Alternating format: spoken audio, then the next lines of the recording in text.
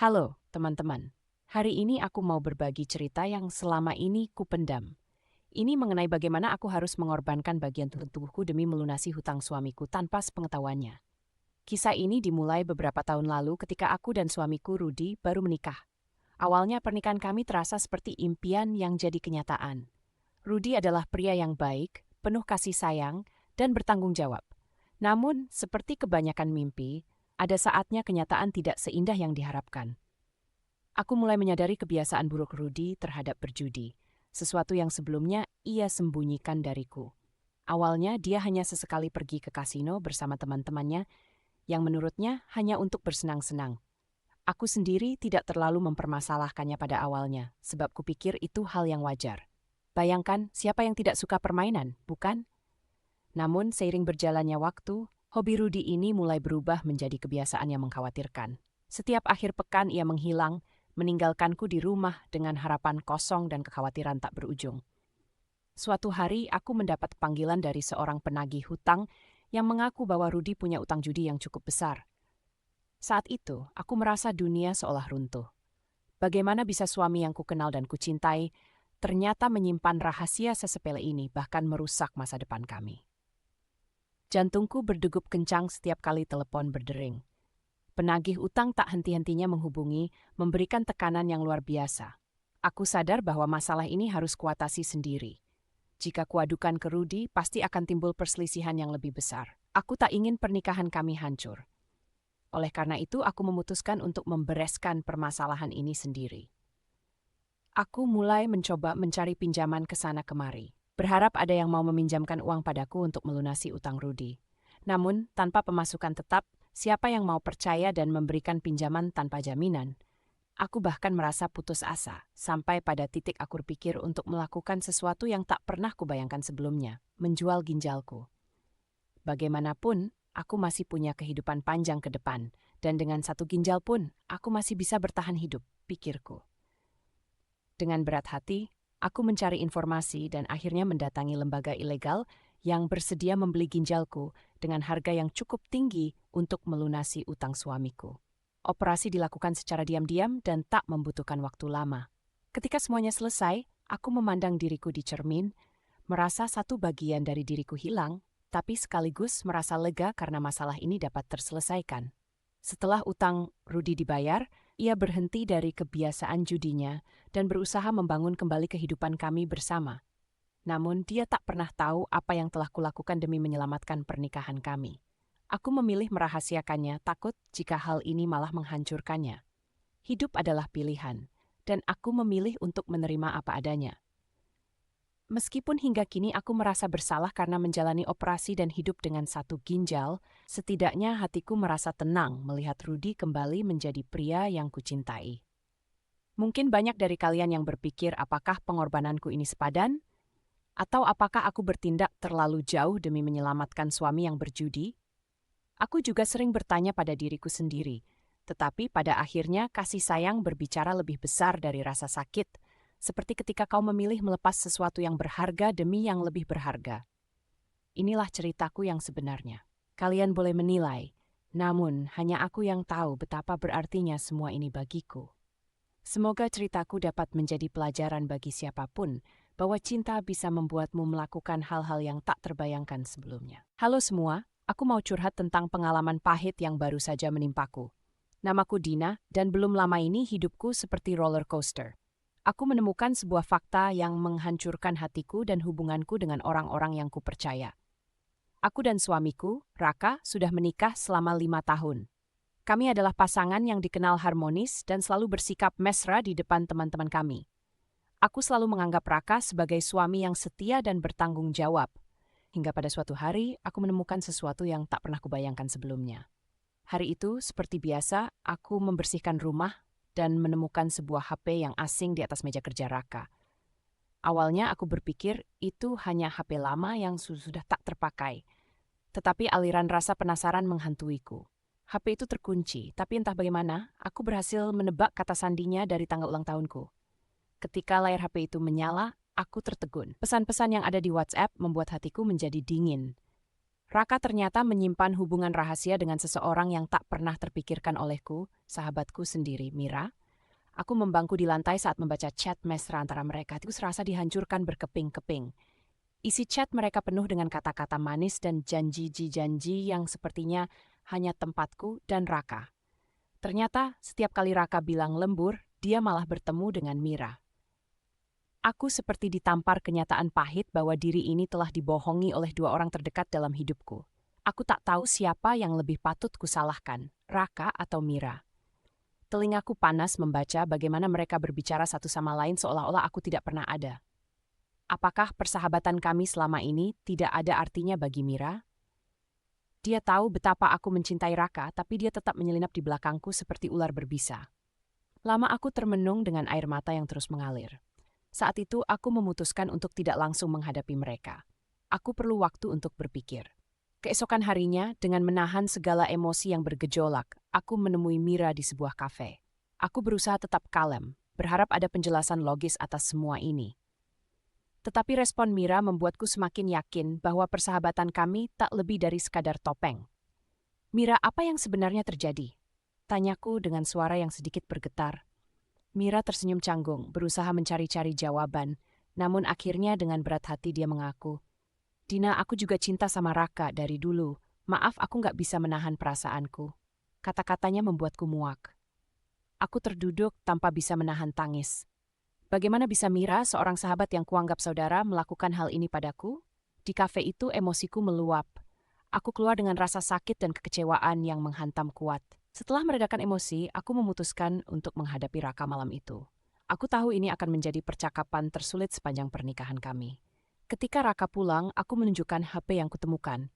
Awalnya dia membantah, tapi ketika menunjukkan bukti chat dengan Mira, dia akhirnya mengaku. "Dina, ini bukan seperti yang kamu bayangkan. Aku memang bersalah. Aku bingung dengan perasaanku." Raka berusaha menjelaskan. "Tapi kenapa Mira? Kenapa kamu harus menghancurkan semuanya?"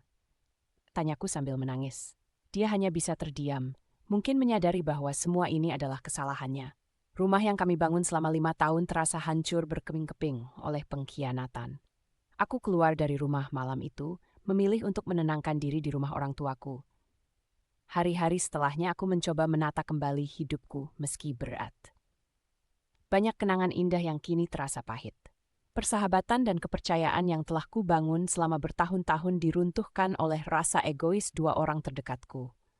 Pengalaman ini membuatku lebih berhati-hati dalam mempercayai orang lain. Kini aku tahu bahwa bahkan orang yang kita cintai dan percayai bisa menyakiti kita dengan cara yang paling menyakitkan. Sampai sekarang aku belum memutuskan akan mengambil langkah apa selanjutnya. Tapi satu yang pasti, aku akan lebih kuat dan tak akan membiarkan diriku dipermainkan lagi. Untuk kalian yang membaca cerita ini, semoga pengalaman pahitku bisa menjadi pelajaran agar selalu menjaga hati dan hubungan. Terima kasih sudah mendengarkanku. Halo semua, hari ini gue mau curhat masalah yang lagi heboh banget di kampung gue. Nggak nyangka, ternyata tetangga sebelah yang selama ini kelihatan baik-baik aja, diam-diam pelihara tuyul. Gue masih nggak habis pikir, gimana bisa dia tega ngelakuin semua itu. Ceritanya dimulai sekitar 3 bulan lalu, pas warga kampung lagi pada ribut karena uang mereka sering hilang. Orang sekampung panik. Setiap kali ada yang habis ambil duit di ATM atau naruh hasil jualan di rumah, tiba-tiba hilang begitu aja. Yang kena bukan cuma 1-2 orang, tapi banyak. Sampai-sampai beberapa warga mikir kalau ada maling profesional atau dukun nyasar di kampung. Ya, biar bagaimanapun, ini kampung biasa yang jauh dari isu-isu mistik apalagi tuyul. Jadi mulailah warga pada jaga-jaga. Ada yang amankan duitnya di dalam kaos kaki, ada yang malah rutin nyemprot rumah pakai racun serangga gara-gara pikiwitnya diambil tikus. Kocak memang. Tapi siapa sangka kejadian sebaliknya. Gue jadi merasa curiga pas lihat tetangga sebelah rumah, namanya Pak Ardi. Dia jarang sosialisasi dan terkenal nggak terlalu ramah. Dulu sih gue nggak ambil pusing sama kelakuan dia yang suka aneh-aneh. Tapi pas tahu uang anak-anak muda kampung yang jago judi juga sering hilang, gue jadi makin yakin ada yang nggak beres. Percaya atau enggak, saat malam purnama, gue pernah lihat sesuatu yang aneh dari jendela rumah. Ada bayangan kecil seperti anak-anak yang lompat dari jendela ke arah rumah Pak Ardi. Duh, merinding banget. Namun gue coba tepis pikiran negatif. Siapa tahu cuma halusinasi ya sih atau mata lagi capek. Waktu berlalu dan warga masih bingung sama pelaku semua misteri ini. Beberapa pakar spiritual dipanggil untuk bantu cari solusi. Ya, mereka percaya kalau semua ini adalah kejahilan tuyul dan butuh penanganan khusus. Suasana kampung makin siang makin sendu, apalagi buat warga yang udah kehilangan banyak. Bisa dibilang nggak cuma uangnya aja yang hilang, rasa aman juga kayak kabur entah kemana. Akhirnya ketua RT ngadain rapat darurat untuk minta pendapat semua warga. Gue datang walau tadinya agak malas. Sebagai anak muda, gue pikir nggak akan ada solusi dari pertemuan ini.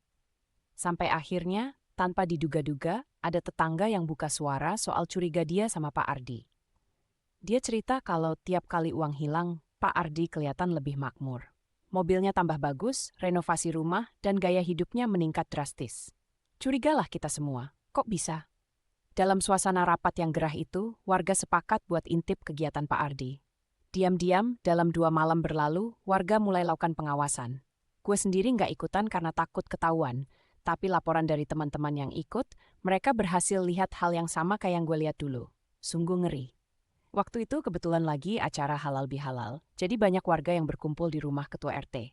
Pas-pasan, ada salah satu tetangga yang berseloroh minta bantu tanya kepada dukun ternama di sekitar sini tentang keberadaan tuyul di kampung kita. Meski awalnya dianggap lucu-lucuan, semua pada sepakat serius cari tahu. Dalam upaya lepaskan diri dari masalah ini, pada akhirnya dukun diminta untuk bantu beri solusi. Tugasnya adalah mengusir tuyul yang sering gentayangan. Namun sebelum itu Pak Ardi tekan buat ngaku. Di luar dugaan, mungkin karena merasa terpojok, dia akhirnya mengakui juga kalau memang memelihara tuyul. Pengakuan Pak Ardi bikin kita semua syok. Ternyata alasannya adalah desakan ekonomi. Semua itu dilakukan hanya demi benerin finansial keluarganya yang lagi terpuruk. Alasan yang kedengarannya klise, namun tetap nggak bisa diterima oleh warga kampung. Setelah itu, dukun gelar ritual untuk pindahin tuyul tersebut dari Pak Ardi. Butuh waktu beberapa hari sampai akhirnya kita yakin semuanya beres. Lambat laun, kehidupan di kampung mulai balik normal. Meski bekasnya tetap ada, setidaknya sekarang kita bisa lebih tenang. Kisah ini jadi pelajaran besar buat gue, dan mungkin buat semua orang yang kena dampaknya. Kadang rasa putus asa bisa membuat kita gelap mata dan malah menyusahkan orang lain. Harapan gue sih, semoga nggak ada lagi kejadian serupa di kemudian hari, baik di kampung ini maupun di tempat lainnya. Sekian curhat dari gue, semoga cerita ini bisa jadi pelajaran buat kita semua. Terima kasih udah mau dengar. Halo teman-teman, kali ini aku mau curhat tentang pengalaman menyeramkan yang pernah aku alami di salah satu rumah sakit tua bekas peninggalan penjajahan Belanda di Jakarta. Namanya nggak usah aku sebut ya, tapi aku yakin sebagian dari kalian bisa menebak rumah sakit mana yang aku maksud. Semua bermula ketika aku dapat info dari teman bahwa rumah sakit ini mau dibongkar dan dibangun ulang jadi apartemen. Sebagai seorang yang suka hal-hal berbau sejarah dan arwah, aku penasaran banget pengen lihat keadaan rumah sakit ini sebelum benar-benar hilang dari peta. Bayangkan aja, rumah sakit tua dengan arsitektur zaman Belanda yang sudah mulai kropos dimakan usia, lorong-lorong panjang bak labirin, dan suasana yang dingin kayak AC 247. Serem, kan? Aku pilih akhir pekan untuk ke sana bareng 2 temanku, Rina dan Budi. Pas nyampe di sana, suasana langsung bikin bulu kuduk berdiri. Siang itu matahari lagi terik banget, tapi entah kenapa di sekitar rumah sakit udaranya dingin dan lembab. Kami mulai masuk dari pintu belakang yang udah terbuka setengah karena engselnya karatan. Setiap langkah berasa nginjek daun kering, walau sebenarnya lantainya cuma beton berdebu. Jalan masuknya sempit, pencahayaannya cuma sekelebat senter dari HP. Pas masuk ke ruangan pertama, rasanya kayak ditarik ke masa lalu. Ada bekas tempat tidur yang udah ditinggalin, dokumen-dokumen berserakan di lantai, dan bau kayu lapuk. Semakin jauh masuk, perasaan gak enak makin meresap. Rina yang dari tadi cuek tiba-tiba bilang, hawanya kok makin aneh ya? Budi nambahin, kayak ada yang ngikutin kita dari tadi. Sumpah, aku merinding pas dia ngomong gitu. Lanjut ke ruangan lain, kami ketemu ruang operasi tua. Alat-alat operasi masih ada, menambah kesan horor di ruangan yang udah, horor banget. Pas kami mantengin satu persatu ruangan di sana, kami dengar suara tawa kecil, samar-samar, entah dari mana datangnya. Aku sama Budi saling tatap, mencoba cari sumber suara. Ternyata suara itu berasal dari ruangan ujung. Dengan sedikit berdebar, kami ngintip ke dalam ruangan itu dari pintu yang setengah terbuka. Gak ada siapa-siapa, tapi suara tawanya masih kenceng. Kami mundur perlahan, nahan napas, berharap itu cuma imajinasi. Tapi malah suara yang lebih menyeramkan terdengar, seperti bunyi datangnya roda ranjang dorong. Oh Tuhan, di depan kami benar-benar ada kursi dorong yang bergerak sendiri. Tanpa pikir panjang, kami langsung lari keluar tanpa menutup pintu belakang tadi. Jantung berdegup kencang, keringat dingin mulai menetes dan terdiam di luar. Itu adalah pengalaman paling mendebarkan dan tidak akan terlupakan bagi kami. Sesampainya di rumah, aku coba cerita ke beberapa teman dan mereka bilang kalau di rumah sakit itu memang sering terjadi penampakan. Ada yang pernah melihat dokter tanpa kepala, suster Belanda dengan rok berdarah, sampai suara bayi nangis di malam hari. Rina yang biasanya skeptis akhirnya bilang, setidaknya kita punya cerita yang bisa kita ceritakan ke anak cucu nanti. Aku tertawa gugup, masih dalam syok. Akhir kata aku cuma bisa bilang kalau berani mendatangi tempat seperti itu harus siap mental. Kadang kita nggak tahu apa yang sebenarnya ada di sana. Misteri rumah sakit bekas penjajahan ini memang menyimpan banyak cerita, dan mungkin akan tetap jadi misteri selamanya. Begitulah curhatanku hari ini. Kalau kalian punya tempat angker yang ingin diceritakan, yuk share di kolom komentar. Hai, kali ini saya ingin bercerita tentang teman yang sangat tidak biasa ketika bekerja sebagai ojek online. Kejadian ini terjadi beberapa bulan yang lalu, dan hingga kini masih meninggalkan kesan mendalam bagi saya. Mungkin kalian sudah sering mendengar cerita-cerita horor, tetapi apa yang saya alami ini sungguh tidak saya duga sama sekali. Hari itu seperti biasa saya memulai pekerjaan saya dengan semangat. Berbagai orderan masuk dan keluar, semuanya berjalan normal. Namun, menjelang malam, ketika angin mulai dingin dan suasana agak mencekam, saya mendapat orderan yang benar-benar mengubah segalanya. Orderan tersebut berasal dari seorang wanita dengan nama yang indah, sebut saja namanya Ratna. Ya, saat itu saya tidak ada kecurigaan sama sekali. Saya menerima orderan tersebut dan segera menuju lokasi penjemputan yang tertera di aplikasi. Lokasinya berada di sebuah perumahan tua yang suasananya sudah cukup sepi. Setibanya di lokasi, saya melihat seorang wanita berpakaian putih berdiri di pinggir jalan. Saya tidak banyak berpikir, dengan senyum dan salam ramah saya menyambutnya. Namun ada satu hal yang menggelitik pikiran saya. Ratna ini terasa begitu tenang. Lebih tenang dari penumpang lain yang pernah saya bawa. Dengan suara lembut, ia mengarahkan saya kemana harus mengantarnya, yaitu ke kuburan Jeruk Purut. Dalam hati saya bertanya-tanya, kenapa ada orang minta diantar ke kuburan pada malam hari? Perjalanan malam itu benar-benar sunyi. Ratna duduk dengan anggun di belakang saya dan tidak banyak bicara. Saya coba memecah keheningan dengan menanyakan hal-hal kecil tentang kesehariannya. Namun, jawaban Ratna selalu singkat dan cenderung bisu, seperti angin malam yang berhembus pelan tapi dingin. Mungkin dia lebih suka menikmati perjalanan dalam keheningan, pikir saya. Ketika hendak memasuki kawasan kuburan Jeruk Purut, bulu kuduk saya mulai meremang. Jalan menuju ke sana terbilang tidak terlalu ramai dan kondisi penerangan yang minim membuat suasana semakin menyeramkan. Meski begitu, saya tetap fokus mengemudi dan berusaha untuk tidak terlalu terpengaruh oleh suasana hati yang mulai tidak nyaman. Setibanya di kuburan, Ratna meminta berhenti. "Di sini saja, Mas," katanya. Saya turuti permintaannya, lalu menepikan motor di dekat gerbang kuburan. Saat itu, perasaan aneh datang. Rasanya seperti berdiri di tengah kesepian yang sangat dalam. Saya melihat Ratna turun dari motor dengan gerakan yang lembut dan perlahan berjalan ke arah gerbang. Dari kejauhan, saya masih melihat sosok Ratna yang perlahan-lahan menghilang di antara pepohonan tua yang melingkupi kuburan. Ada perasaan tidak menentu yang menyelimuti diri saya. Tak lama, saya memutuskan untuk memeriksa aplikasi sekali lagi, berharap menemukan nama atau nomor telepon Ratna agar bisa mengecek kondisinya setelah turun. Betapa kagetnya saya ketika membaca ulang histori perjalanan dalam aplikasi. Nama Ratna menghilang, tidak ada riwayat perjalanan atas nama tersebut.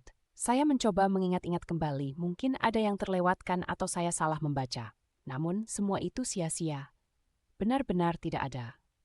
Dengan rasa penasaran, saya memberanikan diri untuk mencari petugas keamanan atau penjaga yang mungkin bisa memberikan informasi. Namun, seseorang justru mendekati saya. Orang tua dengan wajah yang kelihatan telah banyak makan asam garam kehidupan, memperhatikan saya dengan seksama. "Nak, apa kau tadi melihat seseorang di sini?" tanya bapak tua itu dengan nada yang serius. Ketika saya menjawab ya, wajahnya berubah. Ia menceritakan bahwa banyak cerita tentang penampakan sosok wanita yang kerap disebut-sebut mirip Ratna di sekitar sini. Namun, yang membuat saya merinding, Ratna yang dimaksud sudah meninggal beberapa tahun lalu. Bulu kuduk semakin berdiri. Tidak lama setelah itu saya pamit sambil merasa tidak karuan. Dalam perjalanan pulang, perasaan itu masih menyisakan kesan yang terasa nyata. Perasaan bahwa dunia kita mungkin tidak sesederhana yang terlihat. Pengalaman ini mengajarkan saya banyak hal. Kadang kita hanya berpikir materi, mengumpulkan pundi-pundi setiap malam demi impian-impian kita sebagai ojek online. Namun di malam itu, saya menyadari bahwa di antara riuh kehidupan manusia, ada dimensi lain yang kita abaikan, di mana kisah Ratna menjadi salah satu mata pelajaran yang paling berharga dalam hidup saya. Sejak saat itu, guyonan dengan teman-teman sesama pengojek menjadi lebih khidmat, membahas pengalaman yang benar-benar membuat kita semakin berhati-hati dalam menyikapi hal-hal yang ada di luar nalar manusia. Sebuah perjalanan menuju kuburan yang tidak sekadar tentang mengantar penumpang dari titik A ke B, tetapi sebuah perjalanan spiritual yang menyadarkan saya bahwa hidup ini memang penuh misteri. Hari itu tidak akan pernah hilang dari ingatanku. Aku duduk di samping ranjang rumah sakit suamiku, Andi, yang telah lumpuh selama setahun terakhir. Rasanya seperti mimpi buruk yang tak berujung. Dokter bilang ia mungkin tidak akan bisa berjalan lagi. Mimpi kami untuk menjalani kehidupan normal seperti dulu perlahan memudar. Tapi baru saja seminggu yang lalu, dunia kami berubah total. Semuanya berawal dari perasaan tak tenang yang terus menghantuiku. Aku merasa ada yang janggal dengan perilaku Andi. Ya, dia terlihat terpuruk, namun ada saat-saat di mana aku mencium keanehan. Misalnya, kadang-kadang ketika dia berpikir aku tidak memperhatikannya, aku melihat sedikit gerakan di kakinya. Suatu malam, saat aku tak bisa tidur, aku memutuskan untuk memeriksa rekaman CCTV kecil yang kutaruh di ruang tamu. Rekaman itu untuk memantau perawat yang kutugaskan mengurus Andi saat aku bekerja. Upayaku untuk mencari ketenangan berujung pada penemuan terbesar dalam hidupku. Kursi roda Andi tidak ada di tempat biasanya, dan yang kulihat saat itu membuatku nyaris pingsan. Suamiku yang seharusnya lumpuh total berdiri tegap di depan lemari dapur, mengambil minuman. Aku bisa melihat kejernihan di wajahnya, senyum kecil yang membuat jantungku berdegup kencang. Tak percaya aku memutuskan untuk mengkonfrontasinya keesokan harinya. Di pagi hari, setelah dia bersarapan, aku dengan tegas menanyakan kebenaran ini. Andi, aku melihat video semalam. Apa yang sebenarnya terjadi? Awalnya, dia masih berusaha berkelit, namun akhirnya Andi mengakui semuanya. Dengan suara bergetar, dia menceritakan bahwa kecelakaan yang membuatnya lumpuh bukanlah suatu kebetulan. Dia telah merencanakan semuanya, termasuk berpura-pura lumpuh untuk mendapatkan uang asuransi. Aku tidak tahu harus berkata apa padamu, katanya sambil menangis. Aku merasa sudah tidak punya jalan keluar lain. Kondisi keuangan kita semakin memburuk dan aku tidak sanggup melihatmu bekerja keras sendirian. Aku pikir ini satu-satunya cara kita bisa bertahan. Aku marah dan kecewa luar biasa. Bagaimana mungkin dia melakukan ini padaku, pada keluarga kami? Tapi bagian dari diriku juga merasa hancur melihat kecemasannya selama ini. Kami memang mengalami krisis keuangan dan Andi merasa terpojok tanpa solusi lain. Beberapa hari berlalu sejak pengakuan mengejutkan itu. Aku masih tidak tahu harus melakukan apa. Rasanya aku terjebak di antara cinta dan kemarahan. Setiap kali aku memandangnya, hati ini bimbang. Namun perlahan kesadaran muncul dalam benakku. Aku perlu memaafkannya, namun bukan tanpa syarat. Aku memberinya ultimatum. Kita harus berbicara dengan konsultan hukum dan berunding tentang uang asuransi itu. Mungkin kami harus membayar ganti rugi atau terburuknya menghadapi tuntutan hukum. Keputusan ini tidak mudah, tetapi aku lebih memilih berusaha jujur dan bertanggung jawab. Butuh waktu bagi kami untuk memulihkan kepercayaan satu sama lain. Hubungan kami tidak akan pernah sama lagi. Namun satu hal yang pasti, kejadian ini telah mengajarkan kami berdua tentang pentingnya komunikasi dan dukungan dalam segala situasi. Ceritaku ini mungkin terdengar seperti drama televisi, tetapi ini adalah kenyataan yang kujalani. Aku berharap pengakuan ini dapat menjadi pelajaran bagi kita semua bahwa terkadang solusi dari masalah tidak semudah yang kita bayangkan. Yang terpenting adalah kita harus selalu jujur satu sama lain, meski itu berarti harus melalui situasi yang sangat sulit. Sekarang, kami masih berjuang. Namun kami melakukannya bersama, dengan saling percaya dan mendukung. Aku yakin, meski kisah ini bukan jalan terbaik,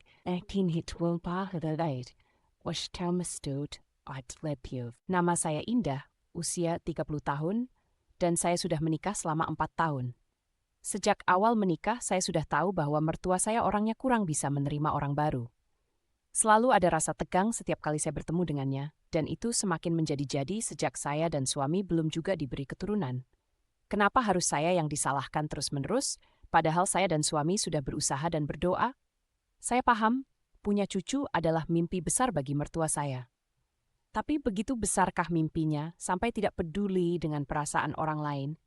Setiap kali kami bertemu, pasti ada saja sindiran dari ibu mertua. Mulai dari, kamu jangan terlalu banyak kerja, nanti tidak bisa punya anak, sampai, apa kamu tidak pernah pikir buat berobat?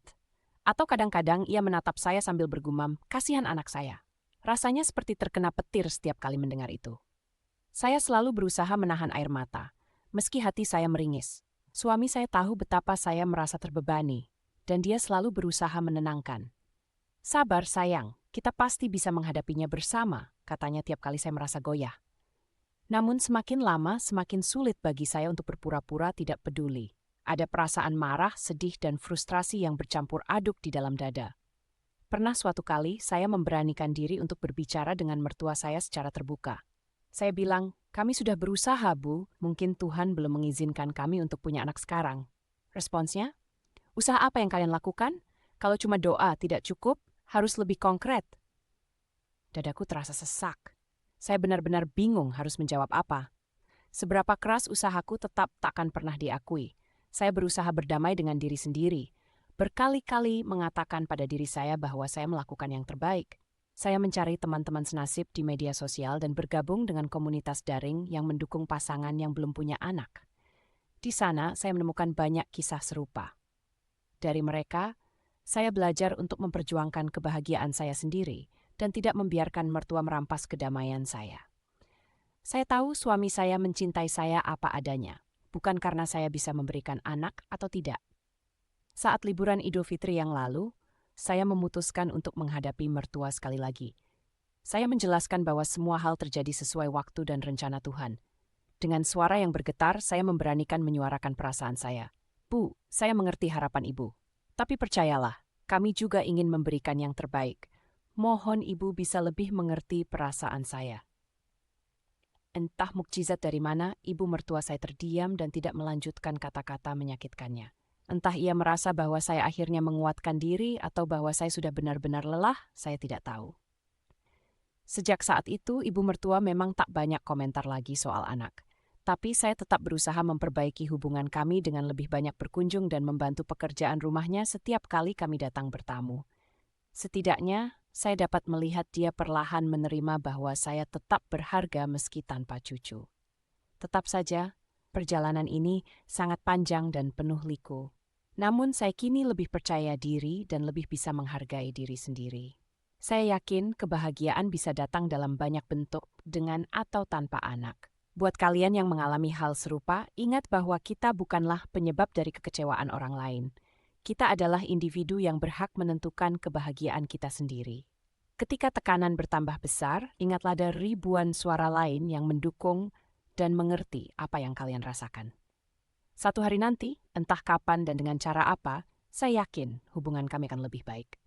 Saya hanya berharap ketika waktunya tiba, keluarga kecil kami bisa mendapatkan kebahagiaan yang sesungguhnya. Punya pengalaman menarik, seram, atau menyedihkan? Kirimkan cerita kalian kepada kami melalui email atau kolom komentar. Jangan lupa untuk like dan subscribe. Sampai jumpa di video berikutnya.